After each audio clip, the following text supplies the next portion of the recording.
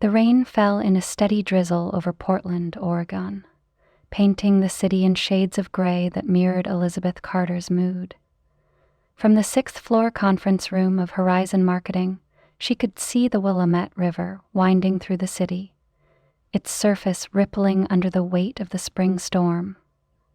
The glass walls of the office, once a symbol of the company's transparency and ambition, now felt like a cage. Elizabeth, at 60, sat at the head of a sleek walnut table she had chosen when Horizon moved into this downtown high-rise a decade ago.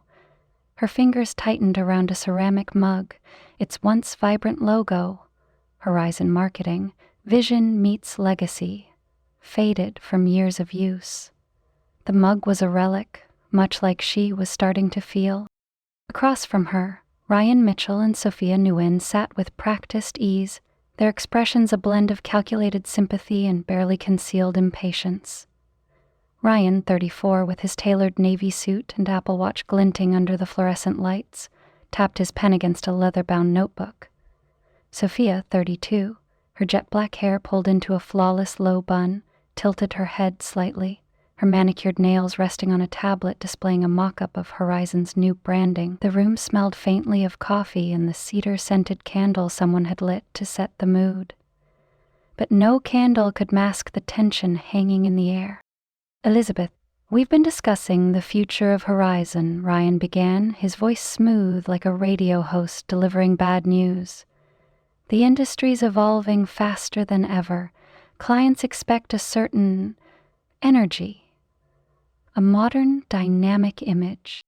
Elizabeth's hazel eyes, framed by faint lines earned through decades of late nights and high-stakes pitches, narrowed slightly. "Dynamic," she repeated, the word tasting bitter. "And what exactly does that mean in this context?" Sophia jumped in, her tone bright but edged with condescension. "It's about being in tune with the digital-first world, Elizabeth. Younger audiences, social media natives, emerging platforms like TikTok and Web3. We need to project an image that resonates with those trends." Elizabeth leaned back in her chair, the leather creaking softly. She had built Horizon Marketing from a cramped garage in southeast Portland, where she and her two college friends, David and Laura, had shared a single dial-up modem and a dream. That was 18 years ago. David had retired to Bend 5 years back, and Laura had left to teach at Portland State University shortly after. Elizabeth had stayed, pouring her soul into the company. She had missed anniversaries, canceled vacations, and watched her marriage to Michael fray because he couldn't compete with her devotion to Horizon.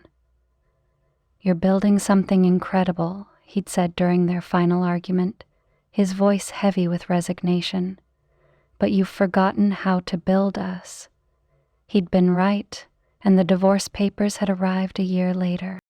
Now Horizon occupied a sleek office with 40 employees, a client roster spanning the Pacific Northwest, and a reputation for strategic brilliance. Elizabeth had led the charge into digital marketing when MySpace was still a thing, securing Pacific Wealth as a client before Ryan had even graduated college. She had crafted the Vision Meets Legacy campaign that won Horizon 2 Clio Awards and a feature in Adweek. Yet here she was, being told she was no longer dynamic. "I pioneered our social media strategy," Elizabeth said, her voice steady but sharp. "I landed Cascade Tech when you were still figuring out how to use LinkedIn, Ryan. And Sophia, I was the one who taught you how to pitch to Evergreen Health's board. So, enlighten me.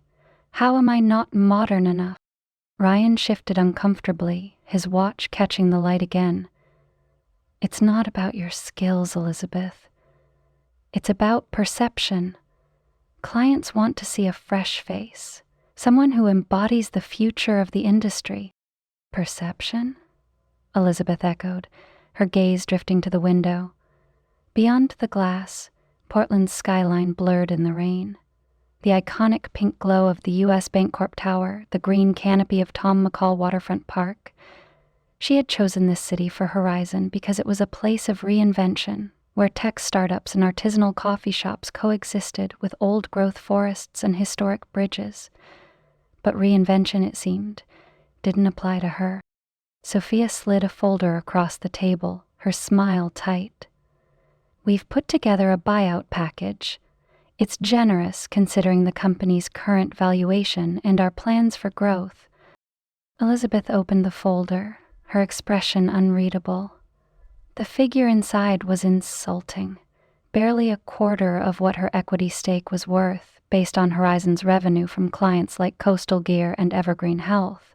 She had spent years cultivating those relationships, dining with CEOs at farm-to-table restaurants, attending their charity galas, remembering their kids' names. The number in the folder wasn't just low, it was a deliberate erasure of her legacy. She closed the folder and caught a glimpse of Sophia's tablet screen. A new logo, all lowercase letters and neon gradients, with Vision Meets Legacy splashed across it. They hadn't even waited for her to leave before redesigning the company she'd built.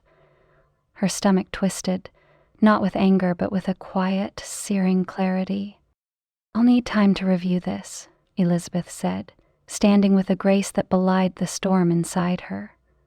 She adjusted her tailored blazer, its charcoal fabric a contrast to her silver hair, which she wore in a stylish bob that had cost $200, 0 cents, at a Pearl District salon. "Of course," Ryan said, his relief palpable. "Take the weekend." Sophia nodded, avoiding Elizabeth's eyes. "Let us know by Monday."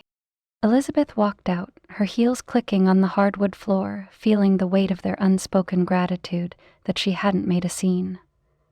The elevator ride to the lobby was silent, the hum of the machinery a stark contrast to the chatter of Horizon's open-plan office. Outside, the rain had softened to a mist, and she pulled her trench coat tighter as she crossed the street to her car. A hybrid SUV parked near a food cart pod selling artisanal tacos and kombucha. Driving home to her craftsman bungalow in Laurelhurst, Elizabeth's mind replayed the meeting. The city blurred past, cyclists in neon rain gear, murals of roses and mountains, the faint strum of a busker's guitar near Powell's Books. She thought of the sacrifices she'd made for Horizon, the weekend spent drafting proposals instead of hiking the Columbia River Gorge, the birthdays she'd missed because of client emergencies, the quiet evenings when Michael had eaten alone. She had chosen Horizon over everything, and now Horizon was choosing Ryan and Sophia's vision of youth over her. Her house was a sanctuary, with its stained glass windows and wraparound porch overlooking a garden she rarely had time to tend. Inside, the air smelled of lavender from a diffuser, and her cat, Juniper, greeted her with a lazy stretch. Elizabeth poured a glass of Willamette Valley Pinot Noir and stepped onto the porch, the mist settling on her skin. The garden was overgrown, roses tangled with weeds, a metaphor for the life she'd neglected. She sipped the wine, its tartness grounding her, and let her mind wander. At 3 a.m., unable to sleep, Elizabeth found herself in her home office, a cozy room lined with bookshelves and framed awards from Horizon's glory days. She pulled out files, contracts, and legal documents, her glasses perched on her nose as she worked by the light of a mid-century lamp. The rain tapped against the window, a steady rhythm that matched her focus. By dawn, she had uncovered 3 critical facts. First, she owned the trademark to Vision Meets Legacy. 3 years ago, when she'd noticed Ryan and Sophia whispering in corners, their conversations halting when she approached, she had registered the slogan under her name. It was a precaution, born of instinct, and now it was her ace. Second, Horizon's contracts with its 4 largest clients, Pacific Wealth, Cascade Tech, Evergreen Health, and Coastal Gear, included clauses requiring notification of significant leadership changes.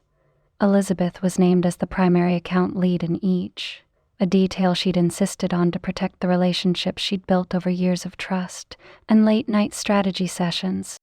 Third, She had never signed a non-compete agreement.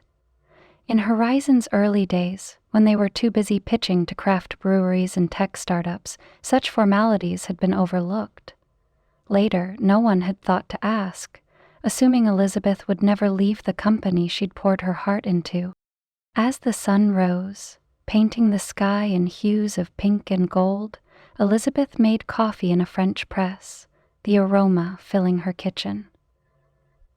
Her mind was clear, sharper than it had been in months.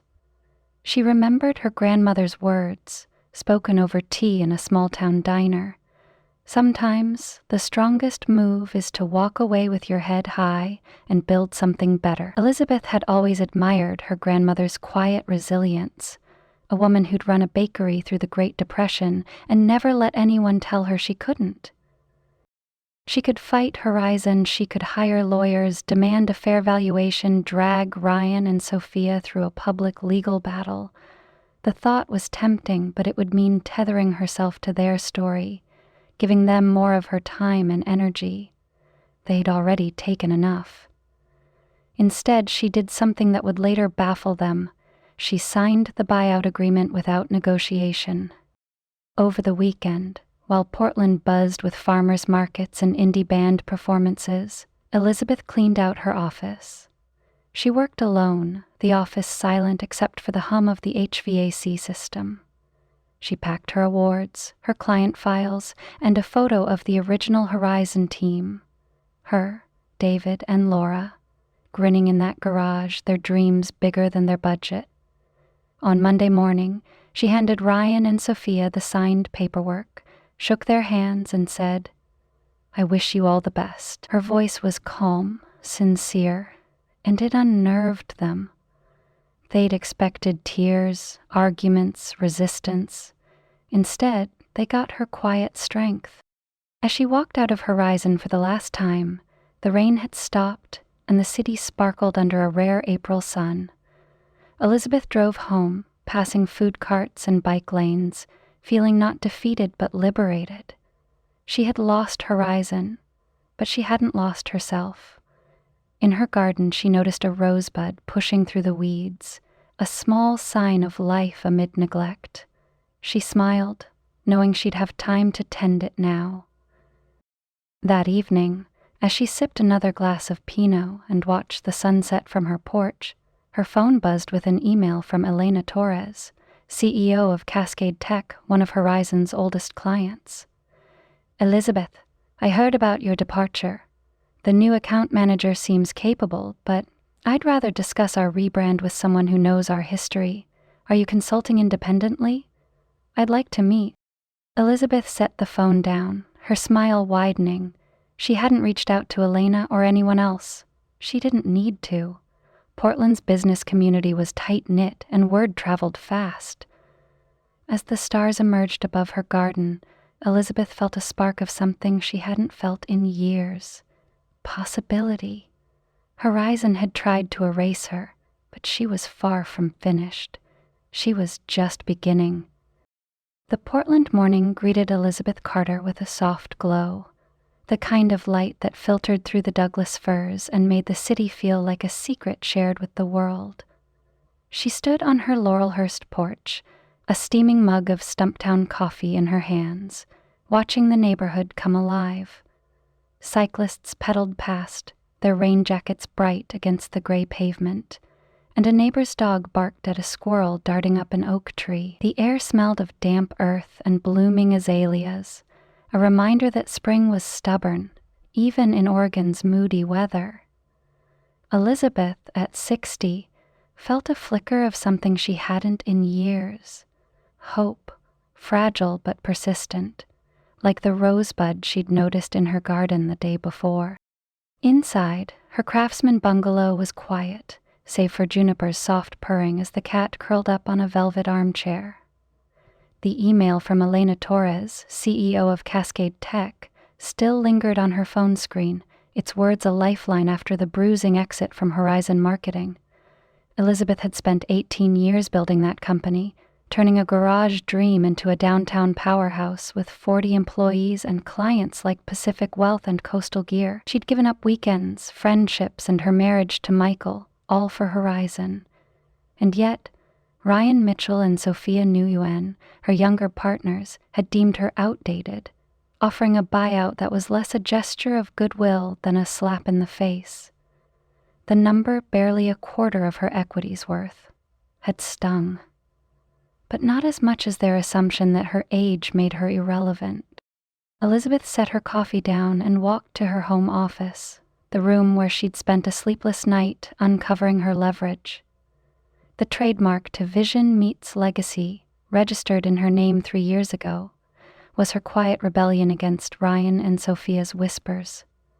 The client contracts naming her as the primary account lead for Horizon's biggest accounts, Pacific Wealth, Cascade Tech, Evergreen Health, Coastal Gear, were her shield. And the absence of a non-compete agreement?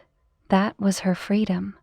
She hadn't fought the buyout, hadn't stormed back into Horizon's glass-walled conference room to demand justice.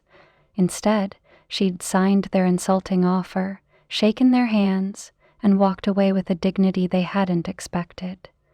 It wasn't surrender. It was strategy.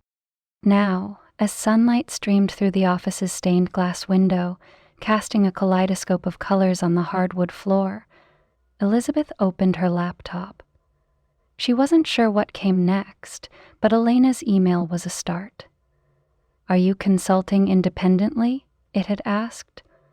The question felt like an invitation, not just to work, but to reclaim her place in an industry that had tried to discard her. She typed a brief reply, professional but warm, suggesting a meeting at a Northeast Portland cafe known for its locally roasted espresso and cozy fireplace. As she hit send, her phone buzzed with another email, this one from Marcus Reed, marketing director at Coastal Gear, a rugged outdoor brand she'd wooed over craft beers at a Portland brewfest years ago. "Heard. You're no longer with Horizon," he wrote. "We're not thrilled with the new team. Can we talk?" Elizabeth leaned back, a slow smile spreading across her face. She hadn't reached out to anyone, hadn't needed to. Portland's business community was small, its grapevine thriving in coffee shops and co-working spaces. Her reputation, built on years of strategic brilliance and genuine relationships, was doing the work for her. She closed her laptop and headed to the kitchen, where she pulled out a notebook and began to sketch an idea that had been simmering since she'd left Horizon. It wasn't just about consulting. It was about building something new, something true to her values. By noon, the notebook was filled with notes, a name, pinnacle strategies, a vision, and a rough plan. The next week was a blur of meetings and decisions, each one a step toward reclaiming her purpose. Elizabeth drove across the Hawthorne Bridge, the Willamette River sparkling below, to meet with her attorney, Diane Powell, a sharp-witted woman in her late 50s who'd fought her own battles in Portland's legal world. Diane's office, tucked above a vegan bakery in the Alberta Arts District, smelled of cinnamon and ink. Over mugs of chai, they reviewed Elizabeth's legal position. "No non-compete," Diane said, flipping through the Horizon documents. "That's rare for someone at your level. They assumed you'd never leave." "They assumed a lot," Elizabeth replied, her voice steady but laced with the weight of betrayal. "They thought my age was a liability." Diane snorted, adjusting her glasses. "Their loss. You've got the trademark to Vision Meets Legacy, and those client contracts are ironclad. If Horizon tries to fight you for working with Pacific Wealth or Cascade Tech, they'll have a hard time proving interference. When you're named in the agreements?" Elizabeth nodded, her mind already racing ahead. "I'm not looking to fight, Diane. I want to build. I'm starting a new agency, Pinnacle Strategies. Small, focused, personal. No open plan offices or ping-pong tables, just real strategy for clients who value it." Diane grinned. I like it. Subtle but sharp, like you. Where are you setting up shop? Elizabeth described her vision. A converted craftsman house, like her own, with hardwood floors, big windows, and a porch where clients could sit with coffee and talk ideas. She'd found a property in the Irvington neighborhood, a historic home with a wraparound porch and a garden that reminded her of her grandmother's. The lease was steep, but she had savings from years of frugal living, and the buyout, meager as it was, Diane promised to handle the paperwork, warning her to tread carefully. Ryan and Sophia strike me as the type who don't like being outmaneuvered, she said. They'll notice when clients start calling you. Let them notice, Elizabeth said, her hazel eyes glinting. I'm not hiding. By mid-May, Pinnacle Strategies was born. The Irvington house was everything Elizabeth had imagined. Warm, inviting, and utterly unlike Horizon's sterile downtown office. She spent days furnishing it with care. Reclaimed wood tables, mid-century chairs, and local art from the Saturday market.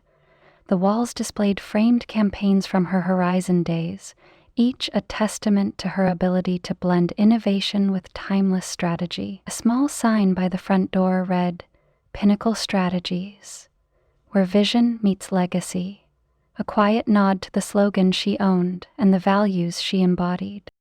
Elizabeth hired her first employee, Clara Nguyen, a 45-year-old office manager who'd spent years keeping a chaotic tech startup in line. Clara's dry humor and knack for organization were exactly what Pinnacle needed. You're starting a rebellion, Clara said, unpacking boxes in the sunny front room. I'm here for it. It's not a rebellion, Elizabeth corrected, though she smiled. It's a return to what matters. The first client meeting came a week later with Elena Torres of Cascade Tech. They met at the cafe Elizabeth had suggested, its exposed brick walls and vinyl records spinning in the background, a perfect slice of Portland. Elena, a no-nonsense woman in her 50s, wore a Patagonia fleece and sipped a oat milk latte. Horizon sent a kid to our last meeting, she said, rolling her eyes. He kept talking about NFTs and TikTok trends. We make enterprise software, Elizabeth. Our clients are engineers, not influencers. Elizabeth laughed, the sound easing the knot in her chest. I remember. You told me your brand was about trust and precision, not flash. Exactly, Elena said. That's why I called you. We're launching a new product line, and I want your brain on it. Are you consulting, or is this something bigger? Elizabeth hesitated, then laid out her vision for Pinnacle, a boutique agency focused on high-value clients who wanted strategy over buzzwords. Elena leaned forward, intrigued. By the end of the meeting, Cascade Tech had signed on as Pinnacle's first client, with a contract for a full rebrand. Elizabeth drove home that evening, the city's bridges glowing against the twilight, feeling a rush she hadn't known since Horizon's early days. The weeks that followed brought more calls. Marcus Reed from Coastal Gear wanted to discuss their fall campaign. Sarah Kim from Evergreen Health, a regional healthcare provider, emailed to express frustration with Horizon's new direction. Even Victoria Langston, CEO of Pacific Wealth, left a voicemail. Elizabeth, we've worked with you for a decade. This new team doesn't get us. Let's talk. Elizabeth met each one, not in sterile boardrooms but in Portland's eclectic spaces. A riverside brewery, a bookstore cafe, a park bench by the Japanese garden. She listened, took notes, and offered ideas that reminded them why they'd trusted her in the first place. She didn't solicit these clients. Didn't need to. Her reputation, forged over years of delivering results, was her greatest asset. But with each meeting, the emotional weight of her exit from Horizon resurfaced. Late at night, alone in her bungalow, Elizabeth would sit by the fireplace, juniper on her lap, and let the memories flood back.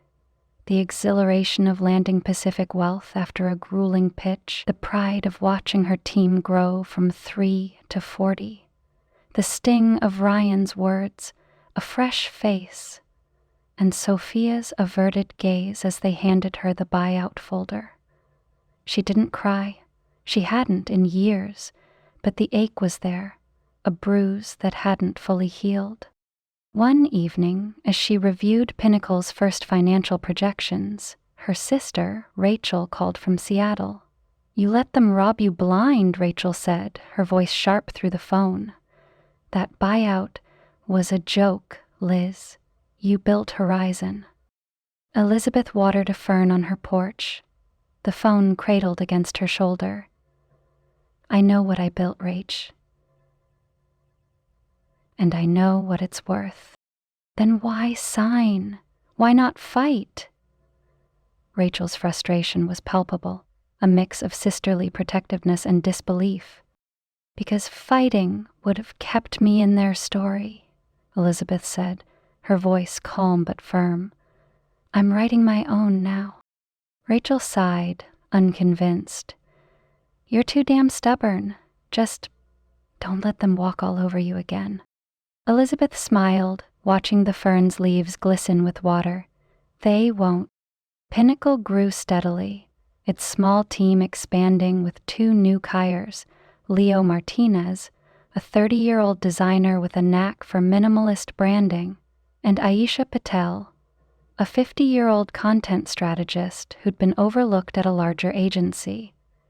They worked in the Craftsman House's airy rooms, brainstorming over locally sourced pastries and pour-over coffee. The porch became a favorite spot for client meetings, its wicker chairs and blooming hydrangeas a far cry from Horizon's glass and steel aesthetic. Elizabeth encouraged her team to bring their whole selves to work. Leo's love of vinyl records led to a turntable in the office, and Aisha's passion for poetry inspired a campaign tagline that left a client teary-eyed. But the shadow of Horizon lingered. One afternoon, as Elizabeth prepared for a meeting with Coastal Gear, Clara poked her head into the office. "You've got a visitor," she said, her tone cautious. "Ryan Mitchell. He's not happy." Elizabeth's stomach tightened, but she nodded. "Send him in." Ryan stood in the small conference room, his tailored suit looking slightly rumpled, his jaw tight. The room, with its exposed beams and a window overlooking the garden, felt like a rebuke to Horizon's corporate sheen. "This is how you repay us?" he said, skipping pleasantries. "Poaching our clients?" Elizabeth sat across from him, her hands folded. "I haven't poached anyone, Ryan. Clients choose who they trust. You know that." "Scape Tech was ours for 8 years, he snapped. "Pacific Wealth, too. Now they're with you. That's not a coincidence." "No," she said evenly. "It's a consequence." "They were with me for 8 years. There's a difference." Ryan ran a hand through his hair, his composure fraying. "We were trying to do right by Horizon, Elizabeth. The industry's changing. Clients want digital natives, not someone who's been around forever." Her lips twitched, not quite a smile. "Apparently some clients disagree. Maybe they value experience over TikTok trends." He glared, but there was desperation in his eyes.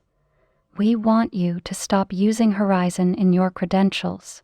Stop telling clients you founded it." Elizabeth laughed, a soft, incredulous sound. "You want me to erase 18 years of my life because it's inconvenient for you? That's not how reality works, Ryan." "We'll take legal action if we have to," he said, his voice low. "Good luck with that," she replied, standing. "I have a meeting. Clara will show you out." As Ryan left, Elizabeth felt a surge of adrenaline, tempered by a quiet sadness. She hadn't wanted this confrontation, hadn't wanted to see horizons unraveling. But she wasn't surprised either. Ryan and Sophia had underestimated her, and now they were learning what that cost. That evening, Elizabeth walked through her garden, pruning shears in hand, cutting back the overgrown roses. The air was cool, scented with pine and rain, and the city hummed in the distance, food carts closing up, indie bands tuning guitars in dive bars. She thought of her grandmother, who'd faced her own battles with grace, and of Michael, who'd once loved her ambition, but couldn't live with it. She thought of Horizon, the company she'd poured her heart into, and Pinnacle, the one she was building from her soul. Her phone buzzed with a text from Leo. "Check your email. Pacific Wealth just signed, full campaign 6 figures. Elizabeth's heart lifted, and she typed a quick reply. "Celebrate tomorrow, team dinner at the porch." She set the shears down and looked at the rosebud she'd spared, its petals unfurling in the fading light. Pinnacle was small, but it was hers. And in Portland, where reinvention was a way of life, Elizabeth Carter was just getting started. The Portland summer arrived like a long-lost friend, warm and golden, coaxing the city into a vibrant hum. Food carts lined the streets, their chalkboard menus advertising kimchi tacos and lavender lemonade, while cyclists wove through downtown, their bells chiming against the backdrop of indie buskers strumming guitars. Elizabeth Carter stood in the garden behind Pinnacle Strategies' Irvington office, a converted craftsman house that felt more like a home than a workplace. She clipped a fading hydrangea, her silver hair catching the sunlight, and inhaled the scent of pine and blooming jasmine. At 60, she was no longer the woman who'd built Horizon Marketing from a garage dream, but she was becoming someone new, someone who refused to let her age define her worth. Inside, the office buzzed with quiet purpose. Clara Nguyen, Pinnacle's office manager, organized client files at a reclaimed wood desk, while Leo Martinez and Aisha Patel brainstormed a campaign for Cascade Tech over pour-over coffee. The porch, with its wicker chairs and potted ferns, had become a haven for client meetings, a stark contrast to Horizon's glass and steel conference rooms. Elizabeth's vision for Pinnacle was taking root, a boutique agency that prioritized strategy over flash, relationships over trends.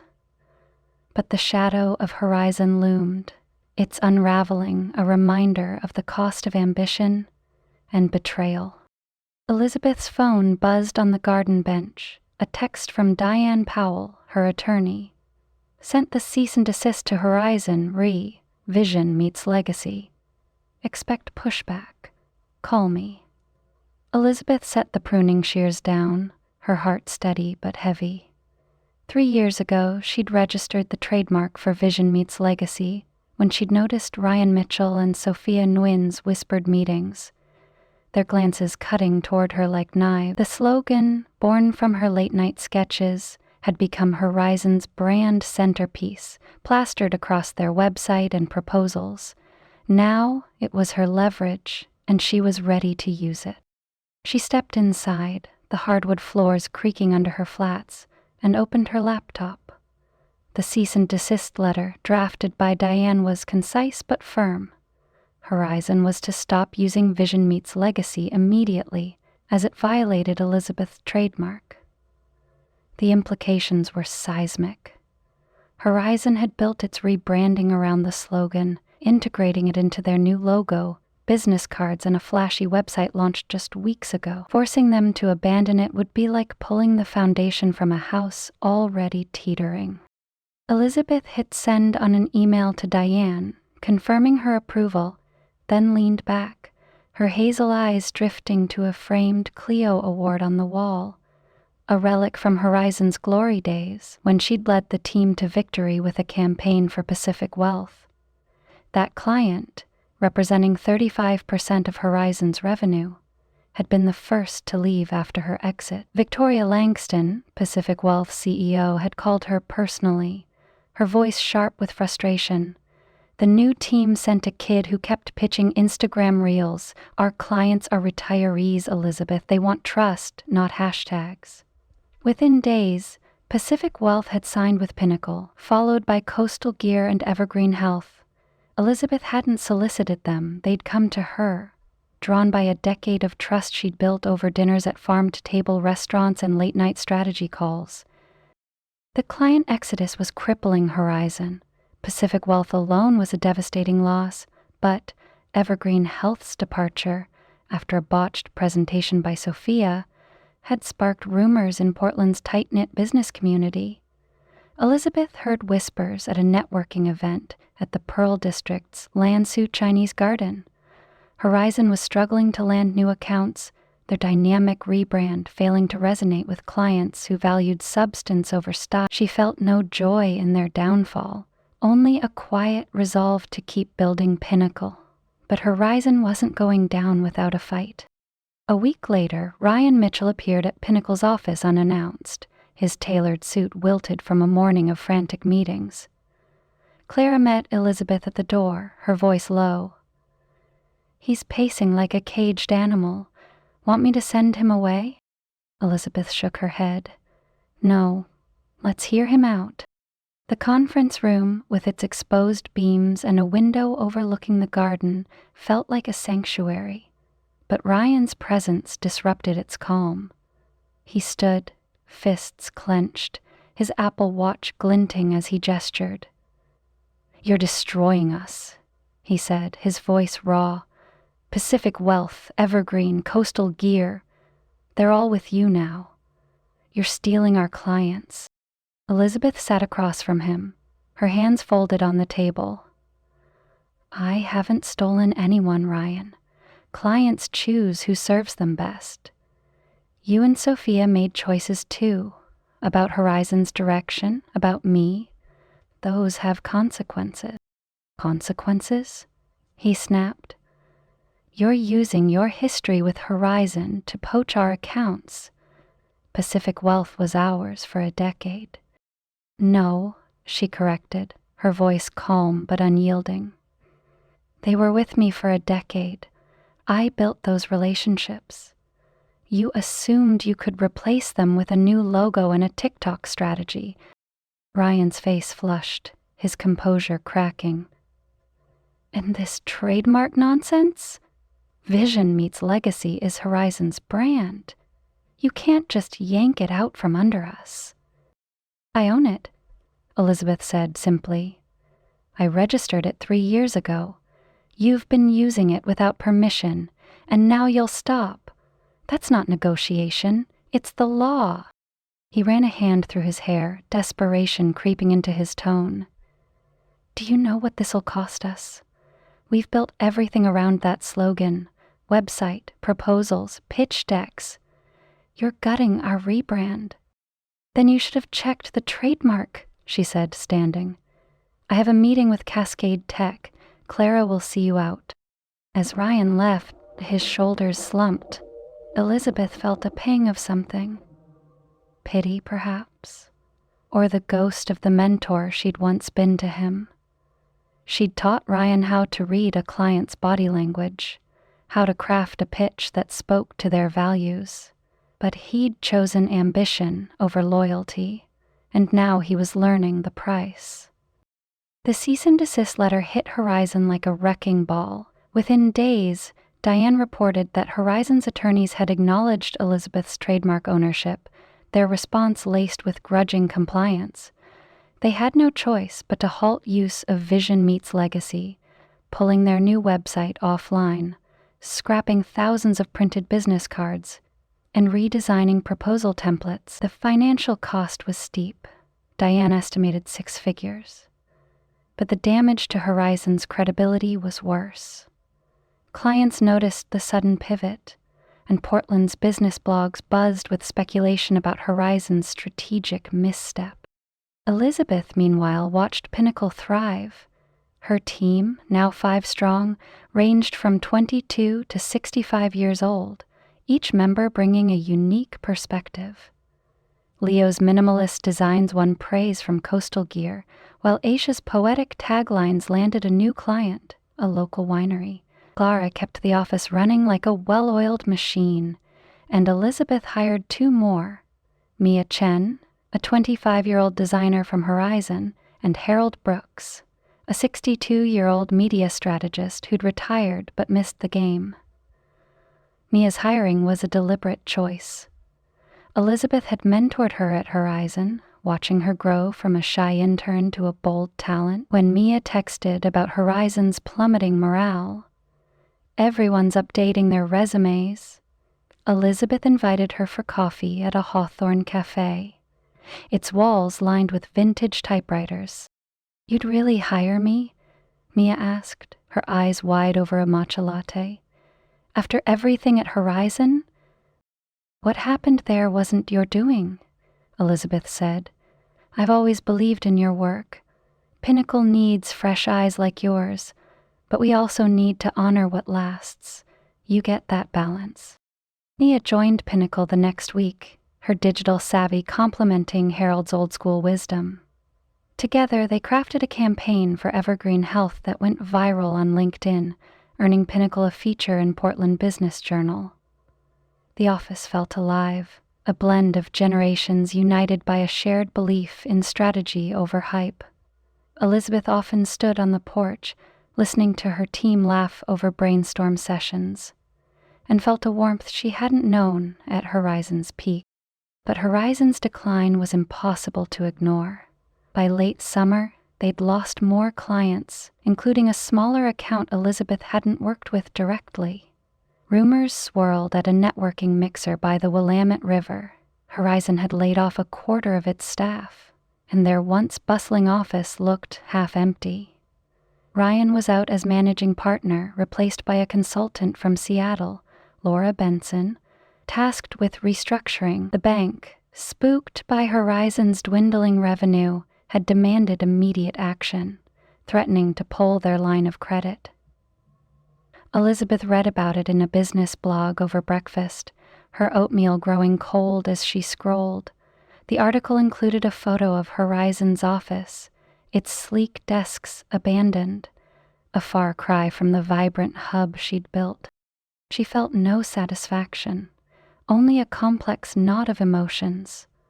Horizon had been her creation, a testament to her grit and vision. Many of the remaining staff, junior designers, account coordinators, had nothing to do with Ryan and Sophia's decision to push her out. She thought of Mia, who'd described the layoffs with a tremor in her voice, and wondered who else was caught in the fallout.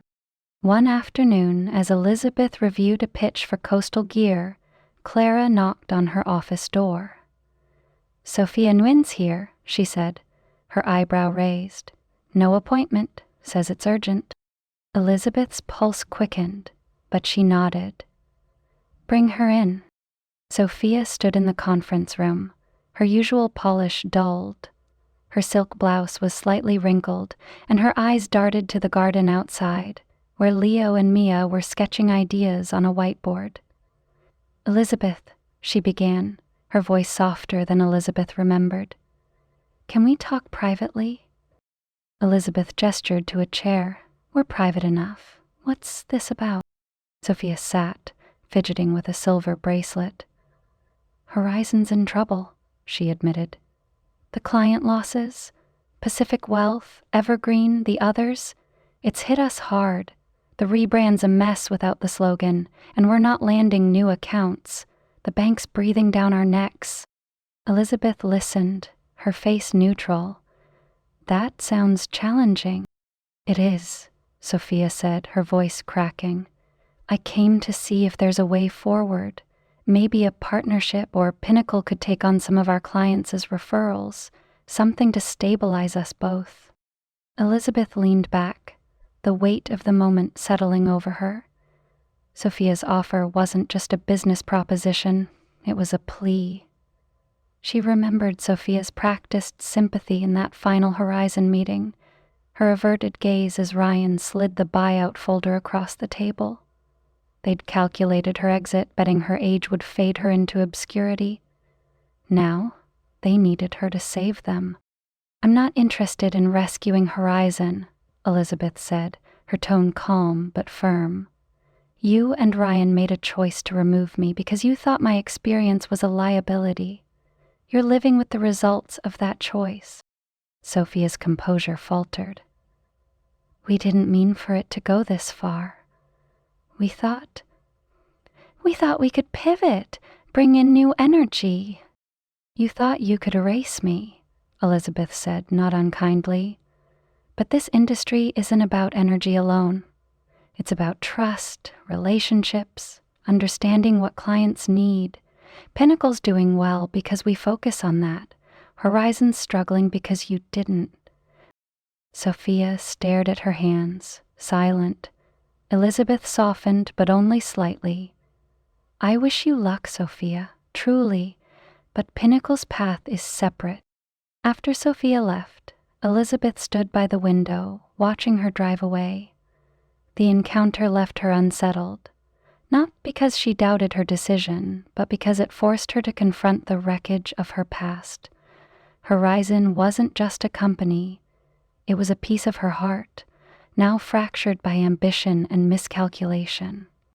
Fall brought a new milestone, the Portland Business Association's annual gala, held at a waterfront venue with views of the Fremont Bridge. Elizabeth arrived in a tailored emerald dress, her silver hair swept into an elegant updo. The room buzzed with local luminaries, tech CEOs, nonprofit leaders, craft brewery owners, mingling over plates of roasted salmon and Willamette Valley peanut. When the MC announced Elizabeth as the recipient of the Lifetime Achievement Award, the applause was thunderous. She took the stage, a crystal sculpture gleaming in her hands, and looked out at the crowd.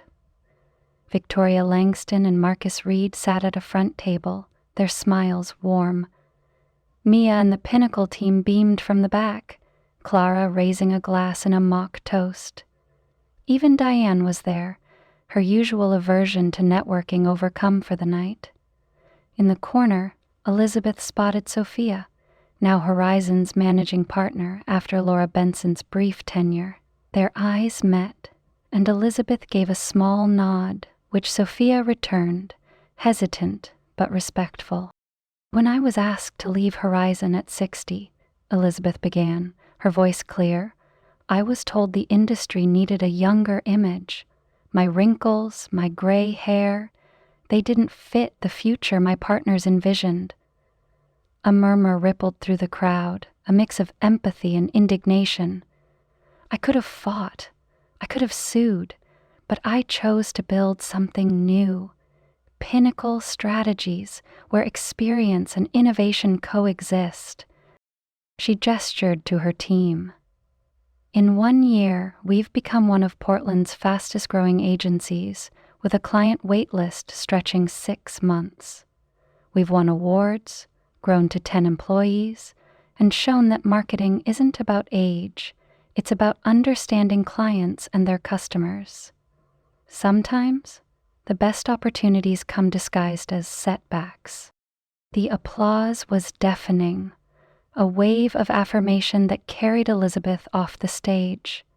Later, as she mingled with guests, Victoria Langston pulled her aside. You didn't just build a company, she said. You built a movement. Winter arrived, and with it a call from Laura Benson, the consultant tasked with salvaging Horizon. I'm exploring merger options, Laura said, her voice measured. The investors think Horizon would be stronger as part of another agency. Pinnacle's a natural fit. You know the market, the clients. Elizabeth sat in her office, the garden outside dusted with frost. I appreciate the call, Laura, she said. But Pinnacle isn't acquiring. We're growing on our terms, keeping our culture intact. Laura sighed. I expected that. If you change your mind, I won't, Elizabeth said, and meant it. After the call, she walked to the porch, where Mia and Leo were planning a holiday party for the team. The air smelled of cedar and impending snow, and the city twinkled beyond the trees. Elizabeth thought of her grandmother, who'd taught her to walk away with grace, and of Michael, who'd loved her but couldn't stay. She thought of Horizon, now a cautionary tale, and Pinnacle, a testament to her resilience. She hadn't set out to prove anyone wrong. She'd simply refused to let her age define her. In doing so, she'd written a new story, not just for herself, but for every person told their best days were behind them. As the first snowflakes fell, Elizabeth smiled, knowing her best work was still ahead.